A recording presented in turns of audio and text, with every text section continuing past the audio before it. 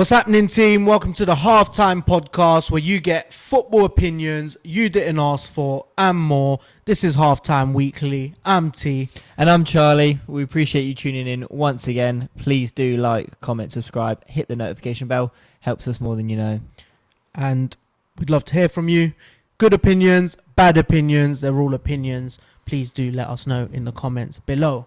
But without further ado, let's get into it.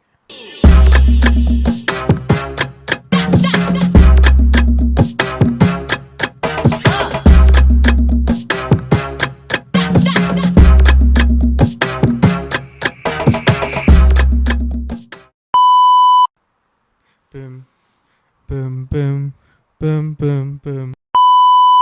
You can hear them crying at the lane. Ebreze scores again. One call from Mick Arteta, he says, wow, fuck off Tottenham, I'm a gooner now. I'm going to have to take that bit out though. Nah, not on YouTube. Do you think? Can we swear on YouTube?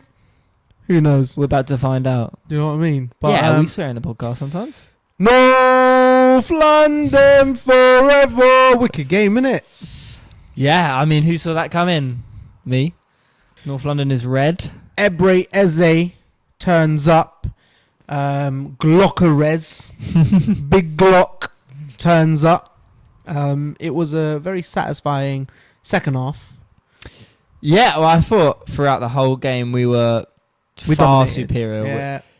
I had people messaging me saying when it was 1-1 at half time, it was a close game, and I was thinking I must be watching the wrong game because It's a close what? We were so far the better team, and Who then messaged you, Stevie Wonder? Even worse. You see the stats at half time of how dominant we were. One slip up from Rice. I mean, it was a bit comical the fact that when we scored, he was the one going, switch on, Yeah. don't let anything slip, i.e. Steven Gerrard, and then he gives the ball away 30 seconds later. But that second half performance, That was a terrible mistake. Just touching on that, Declan Rice. You don't expect it from him. it's such an uncharacteristic And I'm like, mistake. What are you doing, bro? Like, he got the ball and he thought he was Neymar trying to dribble around the defender in his own final third. And I think you wanted to be in our Hall of Fame. You watched the Neymar video. And, terrible mistake. And when Moani scored, I can't lie, I was pissed. Yeah, it was so deflating, and after like recent weeks where results and performances, I suppose, haven't really gone our way, we haven't been too good, you're thinking, is this a repeat where we haven't sort of taken our chances a bit here? But that's our ground. That's our training ground, I should say. That is. That's where we turn up. Oh, well, at the Emirates as well, to be fair. Yeah, just against Tottenham. Tottenham are useless everywhere. Even worse at home. Their home record is so bad. Yeah, I know.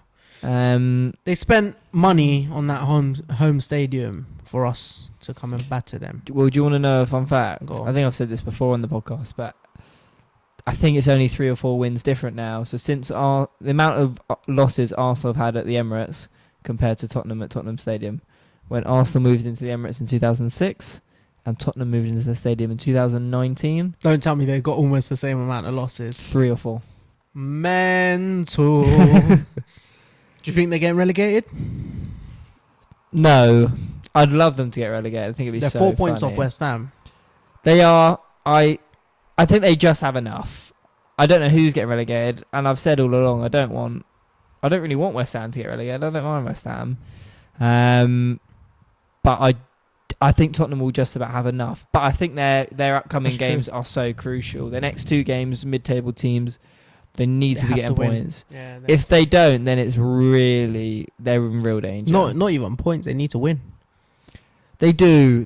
And when you look at West Ham, and if West Ham win their next couple games, they're screwed. But you look at West Ham and Forest. To be fair, I know neither of them won this week, but they look better in them situations. They look like they're more hungry for it. Yeah. And I know, all right, Tottenham played okay. I know we battered them, but Tottenham played okay.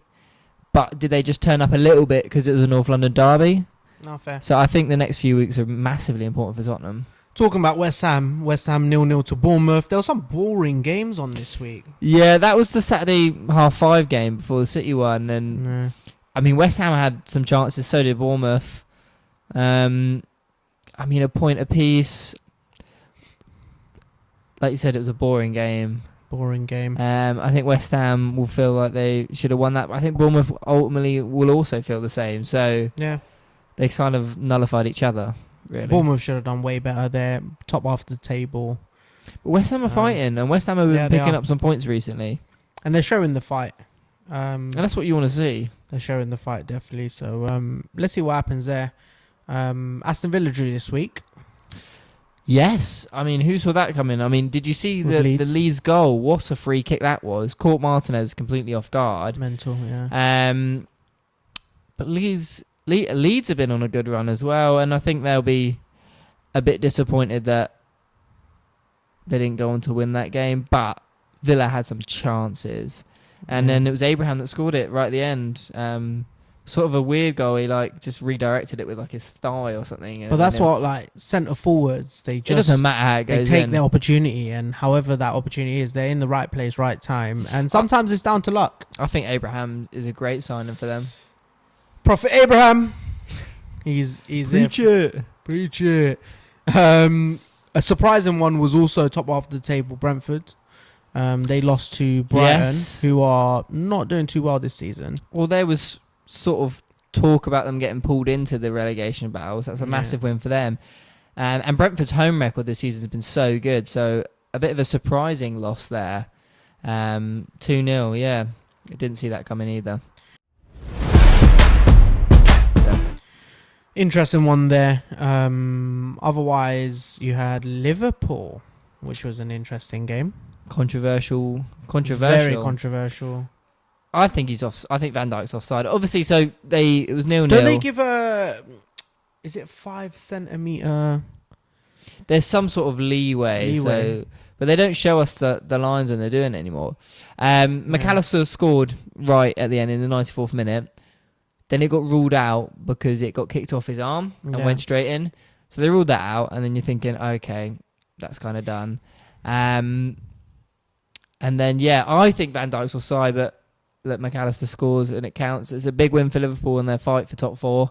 One thing I saw as well on sort of Instagram and social media in general was in the concourse at the Tottenham Hotspur Stadium, the Tottenham fans, celebrated that Liverpool goal like they'd scored themselves.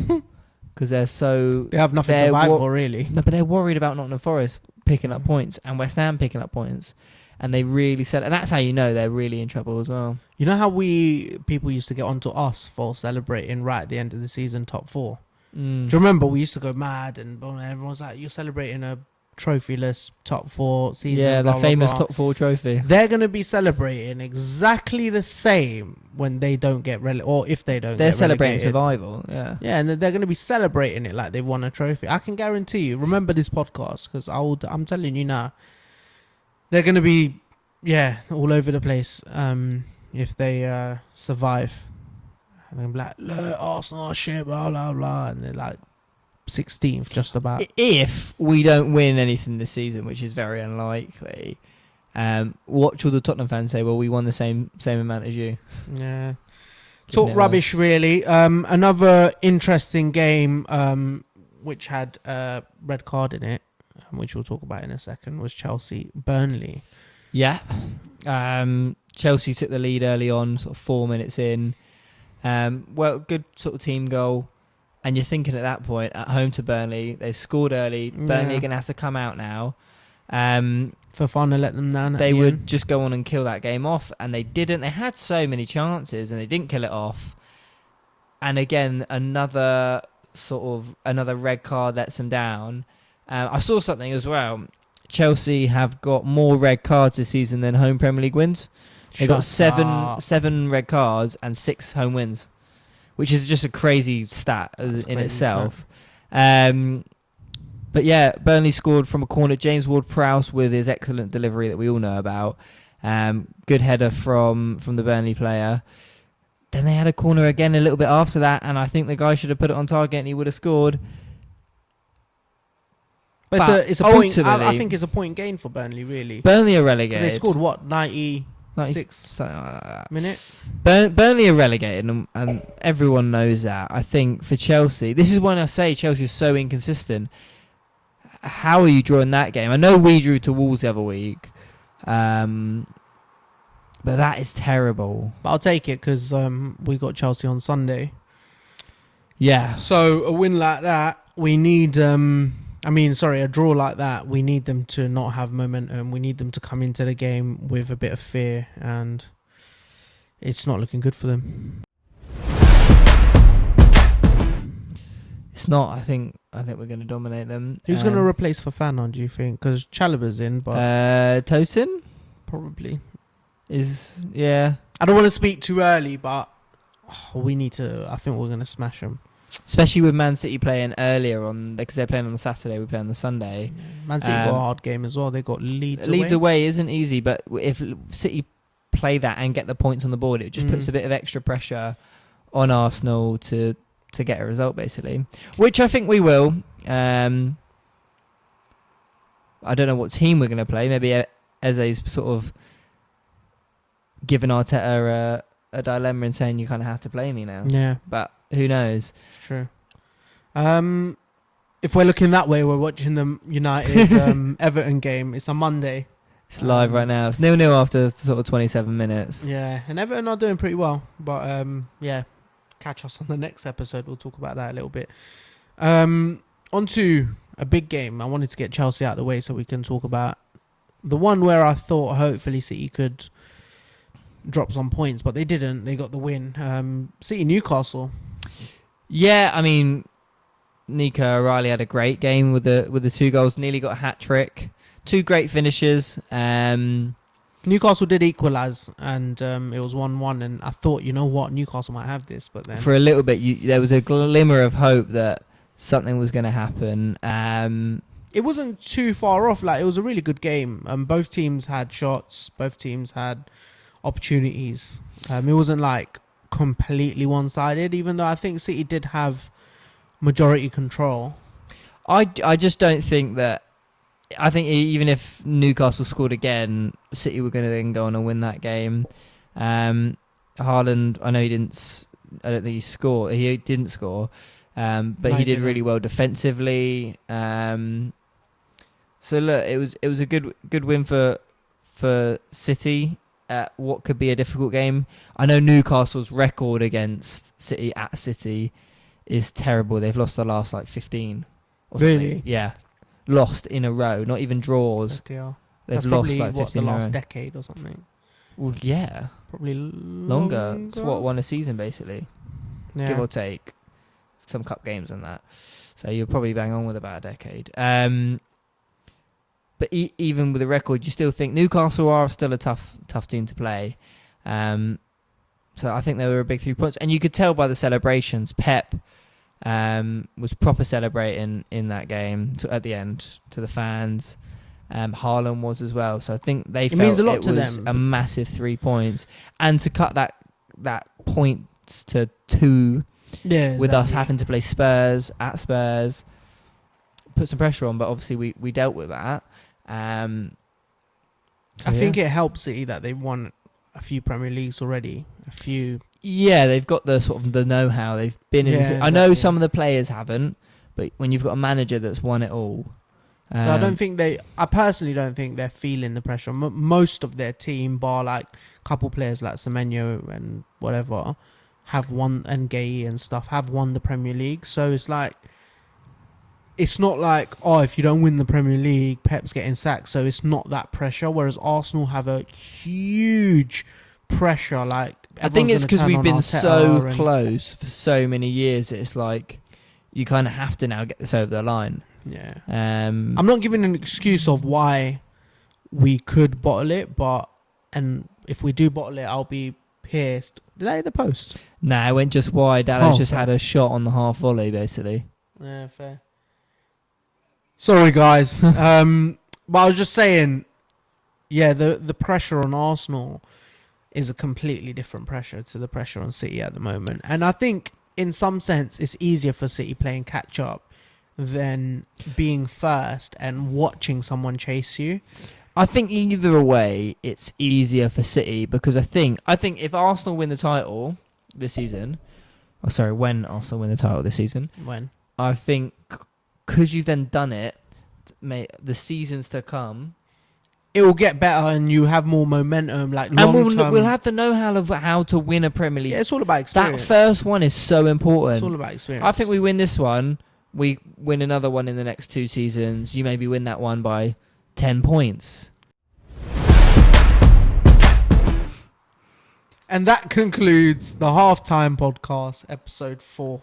We appreciate you tuning in once again. And if you have enjoyed, then please do like, comment, subscribe, and hit the notification bell.